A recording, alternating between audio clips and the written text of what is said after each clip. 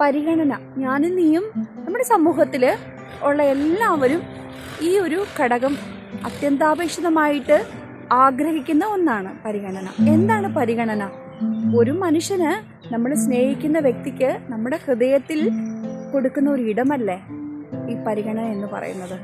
ഈ പരിഗണന എവിടെ നമ്മൾ ഇല്ലാതാകുന്നു, അല്ലെങ്കിൽ അത് നമ്മൾക്ക് അവഗണിക്കപ്പെടുമ്പോഴാണ് നമ്മൾ ഓരോരുത്തരും ഒരു സമൂഹത്തിൽ നിന്ന്, അല്ലെങ്കിൽ കുടുംബത്തിൽ നിന്ന്, നമ്മുടെ ഫ്രണ്ട്സിൻ്റെ ഇടയിൽ നിന്ന് ഉൾവലിയാനായിട്ട് തുടങ്ങുന്നത്.